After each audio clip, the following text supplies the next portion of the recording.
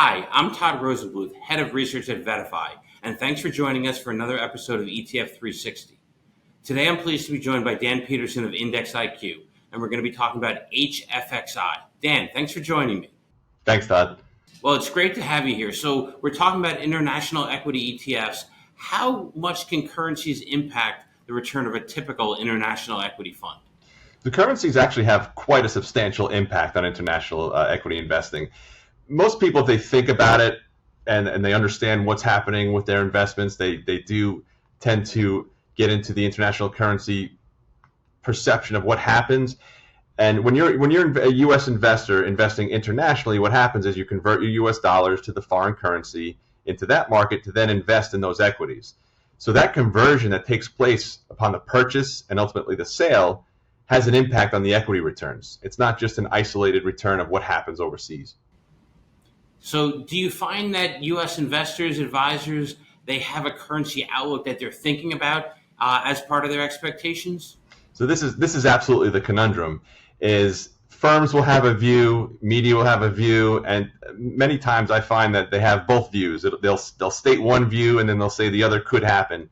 And of course, currencies do tend to go back and forth around a parity value, right? Currencies can strengthen, they can weaken, but really you don't see prices in one particular market just go up and up and up and never come back to a reasonable value.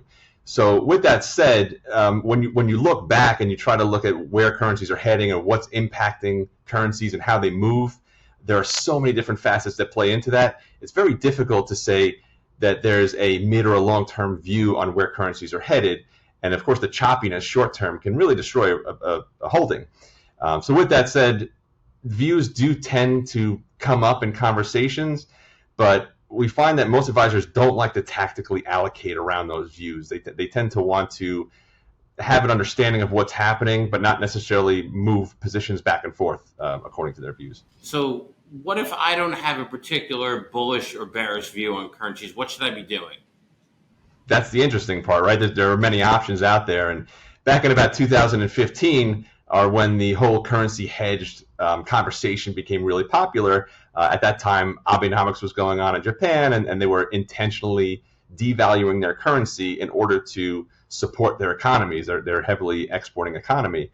And with that, it was a pretty well understood and logical approach to say, let me hedge the Japanese yen and go long the Japanese equity. And that would be a logical approach to get the best return and the best results out of Japan in terms of what they were doing. And that did play out as it was being discussed. But of course, the behavioral bias of investors and even advisors do tend to exhibit this, is you look back and you say, which has performed well? Let me look at that strategy. And as I mentioned before, with the relative value of currencies coming back to a parity level often, chasing the better performer is not always the best way to go. And when you look at assets under management, you can really clearly see that assets flowed into that hedge trade way too late. And unfortunately, the performance happened, the assets flowed into hedge products, then it underperformed unhedged. And I think that experience really haunted a lot of investors and advisors, because today you'll find that less than 1% of all AUM in foreign large blend is hedged. So that's a pretty clear signal that it's not a very popular space.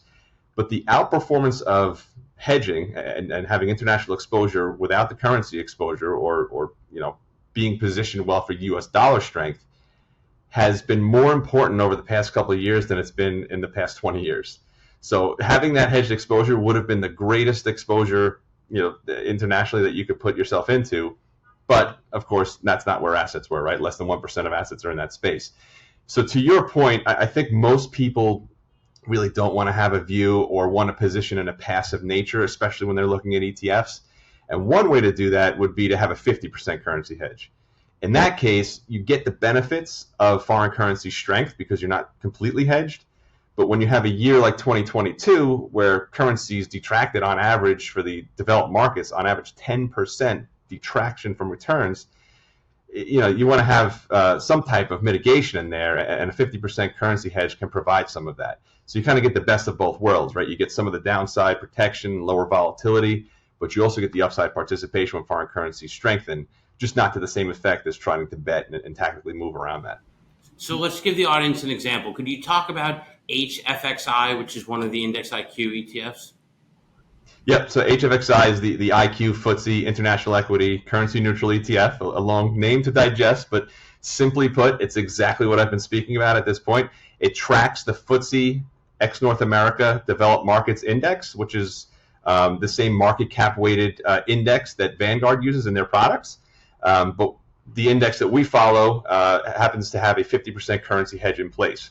So what the results are of that index is along the lines of what I had mentioned, that you're getting some of the foreign currency appreciation, but you're also hedging against some of that downside. So it's an interesting place to look if that's along the lines of where the interest is in terms of currency exposure. Well, thanks, Dan. I learned a lot. I know the audience did too. So please check out HFXI, everybody. Have a great day. Absolutely. Thank you, Todd.